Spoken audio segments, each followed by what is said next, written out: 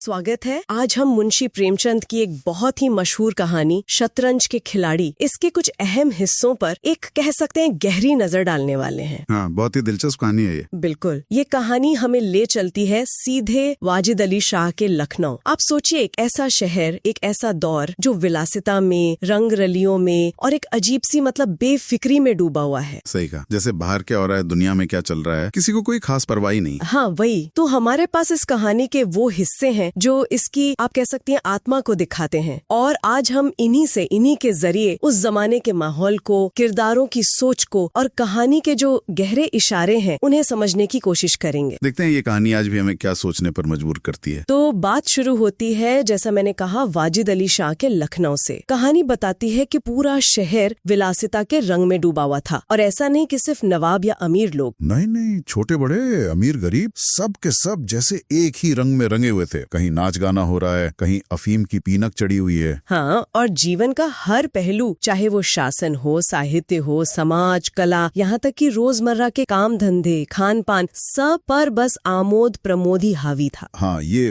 विलासिता का जो माहौल था ना, वो सिर्फ मनोरंजन तक ही नहीं था, ये एक तरह की कह सकते हैं मानसिकता बन गया था। कहानी बताती है कि कर्मचारी तक मतलब विषय वासना में डूबे थे। कवि हैं तो बस प्रेम और विरह का वर्णन कर रहे हैं। अच्छा। कारीगर हैं तो बस चिकनकारी और कलाबत्तू में लगे हैं। यहाँ तक कि व्यवसायी भी वो सुरमे, इत्र, मिस्सी, इन चीजों में ही उलझे हुए थे। मतलब एक अजीब सी आत्मतुष्टि थी। बिल्कुल, और बाहरी दुनिया से जैसे बिल्कुल कट गए थे। दुनिया में क्या उथल पुथल हो रही है किसी को फिक्र ही नहीं। बटेल लड़ रहे हैं, तीतर लड़ रहे हैं, चौसर चल रही है, और खासकर शतरंज का जोर था। राजा से लेकर रंग तक सब इसी धुन में मस्त थे। और इसी माहौल में कहानी हमें मिलवाती है दो खास किरदारों से, मिर्जा सज्जाद अली और मीर रोशन अली। हाँ, दोनों पुराने जागीरदार घरानों के। बिल्कुल, जागीरदार मतलब जिनके पास पुरखों की जमीन जायदाद थी, आमदनी का इंतजाम था, तो रोज की कमाई की कोई चिंता थी नहीं, और इनका एक ही काम था, क्या? घर बैठे शतरंज खेलना। हाँ, ये काम भी मतलब देखने लायक था। सुबह नाश्ता किया, बिसात बिछ गई तो फिर होश ही नहीं रहता था कि कब दोपहर हुई, कब शाम हो गई। खाना भी वहीं कमरे में आ जाता था, और वो खाते खाते भी खेलते रहते थे। हाँ,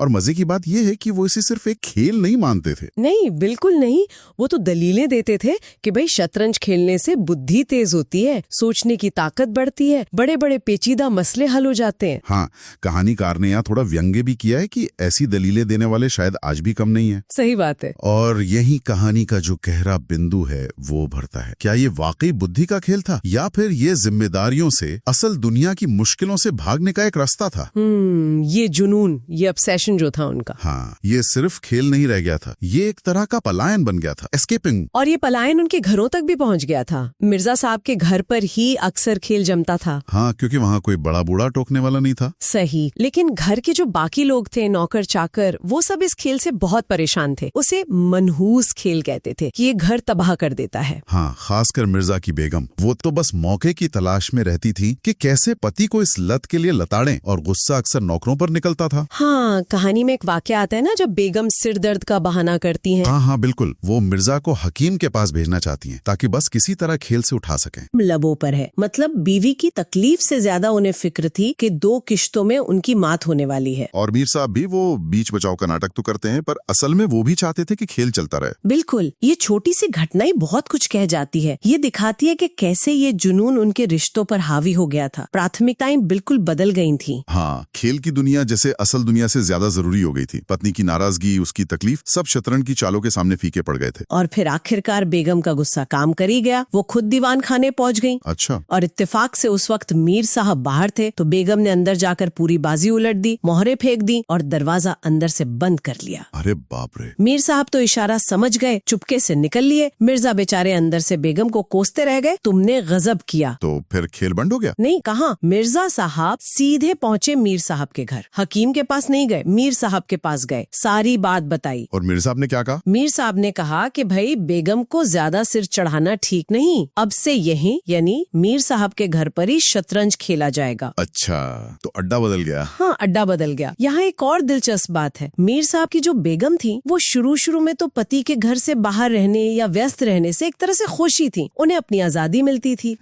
समझ गया। लेकिन जब दीवान खाने में दिन भर शतरंज जमने लगी तो उन्हें ये बात खलने लगी, उनकी अपनी आजादी में, स्वाधीनता में बाधा पड़ने लगी। और नौकरों की शिकायतें तो वहाँ भी शुरू हो गई होंगी। हाँ बिल्कुल वही, हुजूर ये खेल मनहूस है, खेलने वाला पनपता नहीं, घर पर आफत आती है। और तो और मोहल्ले के जो पुराने लोग थे वो भी चिंता जता रहे थे कि भाई अब खैरियत नहीं, ये बादशाहत शतरंज के हाथों तबाह होगी। और यही प्रेमचंद बड़ी खूबी से घर की कहानी को बाहर की दुनिया से जोड़ते हैं। बिल्कुल, जो उदासीनता, जो लापरवाही घर के अंदर दिख रही है, वही बाहर भी है। हाँ, वही बड़े पैमाने पर पूरे राज्य में फैली हुई है। कहानी साफ बताती है कि राज्य में हाहाकार मचा था, प्रजा दिन दहाड़े लूटी जा रही थी, कोई सुनने वाला नहीं था, अंग्रेज कंपनी का कर्ज बढ़ता जा रहा था, अव्यवस्था इतनी थी कि टैक्स भी वसूल नहीं हो पा रहा था। अच्छा, रेजिडेंट बार बार चेतावनी दे रहा था, लेकिन लखनऊ तो विलासिता के नशे में ऐसा चूर था कि किसी पर कोई असर ही नहीं हो रहा था। ये तो कमाल की बात है। मतलब एक तरफ राज्य की यह हालत है, हाँ। और दूसरी तरफ ये दोनों दोस्त शतरंज के नए नए नक्शे हल कर रहे हैं, किले बना रहे हैं, उसी में मस्त हैं। कभी कभी झगड़ भी लेते थे, रूठ जाते थे, पर सुबह होते ही फिर दीवान खाने में हाजिर। इनके झगड़े और सुलह भी बस उसी बिसात तक ही थे। बिल्कुल, असल दुनिया की जो बड़ी लड़ाइयाँ थी उनसे इनका कोई वास्ता नहीं था। उनकी वफादारी, उनकी दुश्मनी, सब कुछ उन 64 खानों तक ही सिमट कर रह गया था। और फिर एक दिन वो डर हकीकत बनता नजर आया। बादशाही फौज का एक अफसर आया मीर साहब को बुलाने। तलब करने? क्यों? शायद फौज के लिए सिपाही मांगे जा रहे थे। बस इतना सुनते ही दोनों डर गए। कहने लगे कहीं मोर्चे पर जाना पड़ा तो बेमौत मरे। हाँ, उनकी प्रतिक्रिया देखिए जरा। डर इस बात का नहीं है कि मुल्क खतरे में है, बादशाहत खतरे में है। डर इस बात का है कि उन्हें लड़ने जाना पड़ेगा। हाँ, वो उनके पलायनवादी रवैये को और साफ कर देता है। जागीरदार थे, कुछ जिम्मेदारियां थी उनकी, लेकिन वो उनसे भागना चाहते थे। तो उन्होंने क्या किया? इसी डर से एक नई तरकीब निकाली। शहर से दूर गोमती पार एक पुरानी वीरान मस्जिद थी। हाँ, सुना है, नवाब आसिफुद्दौला की बनवाई हुई मस्जिद। हाँ वही, वहाँ खेलने का फैसला किया। सुबह अंधेरे में निकल जाते, दरी, गिलौरियां, हुक्का पानी सब साथ ले जाते और वहीं जम जाते। दुनिया दीन की कोई फिक्र नहीं, बस किश्त और शाह। ये वीरान मस्जिद का जो प्रतीक है ना, वो भी बहुत गहरा है। एक धार्मिक जगह जो अब वीरान है, वो जैसे उनकी अपनी नैतिक और सामाजिक वीरानगी का आईना बन जाती है। अच्छा, वो बाहरी दुनिया की उथल पुथल से बचने के लिए वहाँ जाते हैं, लेकिन असल में वो अपनी जिम्मेदारियों के खंडर में छुप रहे होते हैं। उनका ये जो फिजिकल आइसोलेशन है, वो उनके मेंटल और मॉरल आइसोलेशन का प्रतीक है। और बाहर देश की राजनीतिक हालत और खराब होती जा रही थी। अंग्रेज कंपनी की फौजें लखनऊ की तरफ बढ़ रही थीं, शहर में हलचल थी, लोग भाग रहे थे।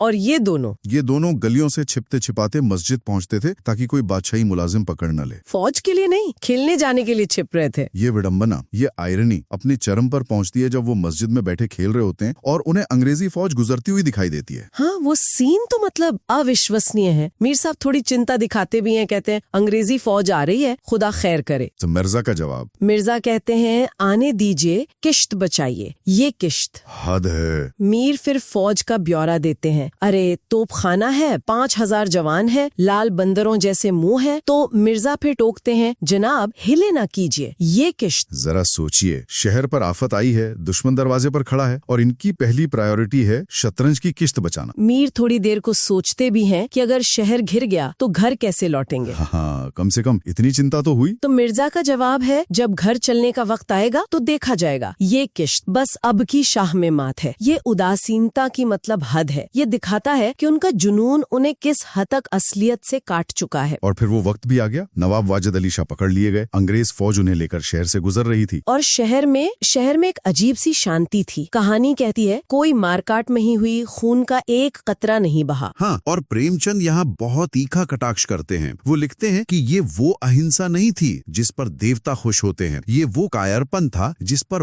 बड़े बड़े कायर भी आंसू बहाते हैं। बहुत बड़ी बात कही है। अवध का नवाब बंदी बना जा रहा था और लखनऊ ऐश की नींद में मस्त था। इसे लेखक ने राजनीतिक अधपतन की चरम सीमा कहा है। ये सिर्फ उन दो खिलाड़ियों की कहानी नहीं है, ये उस पूरे समाज का आईना था जो अपनी जिम्मेदारियों से मुंह मोड़ चुका था। और उस वक्त हमारे ये खिलाड़ी क्या कर रहे थे? मिर्जा कहते हैं, हुजूर, नवाब साहब को जालिमों ने कैद कर लिया है। तो मीर का जवाब? मीर कहते हैं, होगा, ये लीजिए शाह। बस होगा। हाँ। मिर्जा कहते हैं कि नवाब तो खून के आंसू रो रहे होंगे। तो मीर कहते हैं, रोया ही चाहे, ये ऐश वहाँ कहाँ नसीब होगा, ये किश्त। ये संवाद तो रोंगटे खड़े कर देते हैं। मतलब थोड़ी देर के लिए मिर्जा विचलित होते भी हैं। हाँ, होते हैं, लेकिन मीर उन्हें फौरन वापस खेल में खींच लेते हैं। कहते हैं, पहले अपने बादशाह को तो बचाइए। हाँ, शतरंज के बादशाह को, फिर नवाब साहब का मातम कीजिएगा, ये किश्त और ये मात लाना हाथ। असली बादशाह कैद हो गया, लेकिन इनकी लड़ाई शतरंज के बादशाह के लिए जारी है। ये मूल्यों का, प्रायोरिटीज का पूरी तरह से उलट जाना है। नवाब को ले जाने वाली सेना गुजर जाती है और मिर्जा जो अभी अभी हारे थे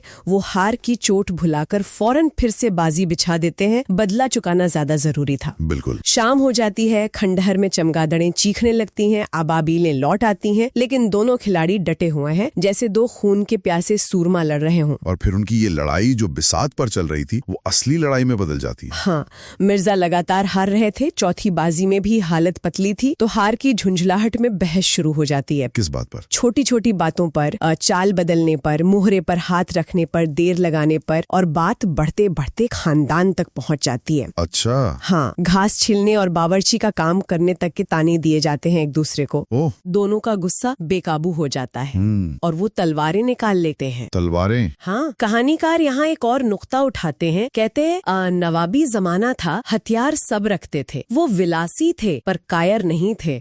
राजनीतिक भावों का तो पतन हो चुका था, बादशाह के लिए क्यों मरे, पर व्यक्तिगत वीरता वो शायद अभी बाकी थी। लेकिन ये कैसी वीरता थी? ये वीरता अपने मुल्क या अपने बादशाह के लिए नहीं जागी, ये जागी अपने अहम के लिए, शतरंज की एक बाजी के लिए। सही कहा। वो एक दूसरे से लड़ते हैं, जख्मी होकर गिरते हैं और वहीं तड़प तड़प कर जान दे देते हैं। क्या अंत है। और कहानी का आखिरी मंजर, अंधेरा हो चुका है, बाजी बिछी हुई है, दोनों बादशाह यानी शतरंज के बादशाह अपने अपने सिंहासनों पर बैठे हैं, मानो इन वीरों की मौत पर रो रहे हों। खंडहर की टूटी मेहराबें, गिरी हुई दीवारें, धूल भरी मीनारें उनकी लाशों को देख रही हैं। ये अंत बहुत ही मार्मिक है और बहुत प्रतीकात्मक भी। प्रेमचंद लिखते हैं, अपने बादशाह के लिए जिनकी आंखों से एक बूंद आंसू न निकला, उन्हीं दोनों प्राणियों ने शतरंज के वजीर की रक्षा में प्राण दे दिए। यही पूरी कहानी का सार है। हाँ, ये उस समय की राजनीतिक और सामाजिक उदासीनता, व्यक्तिगत जिम्मेदारियों से भागने की प्रवृत्ति और एक जुनून के कितने घातक अंजाम हो सकते हैं उसका चित्रण है। शतरंज यहाँ सिर्फ एक खेल नहीं रह जाता, नहीं, ये असलियत से भागने का और आखिर में आत्मविनाश का प्रतीक बन जाता है। तो ये थी शतरंज के खिलाड़ी की दुनिया की एक झलक, जैसा कि हमें कहानी के इन हिस्सों से पता चलता है। ये वाकई सोचने पर मजबूर करती है कि कैसे कभी कभी हमारे व्यक्तिगत जुनून या हमारी छोटी छोटी लड़ाइयाँ हमें बड़ी और जरूरी जिम्मेदारियों से भटका सकती हैं। बिल्कुल। और ये सवाल भी उठता है कि अपने राजा की हिफाजत का या अपने उसूलों की हिफाजत का मतलब क्या है? क्या वो सिर्फ खेल के मैदान तक या अपनी जात तक ही महदूद है, या उसका असली इम्तिहान जिंदगी के बड़े मैदान में होता है? ये कहानी हमें इसी दुविधा के सामने लाकर खड़ा कर देती है। वाकई एक सवाल जो शायद हमेशा ही प्रासंगिक रहेगा, कहीं हम अपनी जिंदगी की बिसात पर अपने वजीर को बचाने में इतने मग्न तो नहीं हो जाते कि असली बादशाह के लुट जाने का हमें एहसास ही ना हो। इस पर सोचा जा सकता है।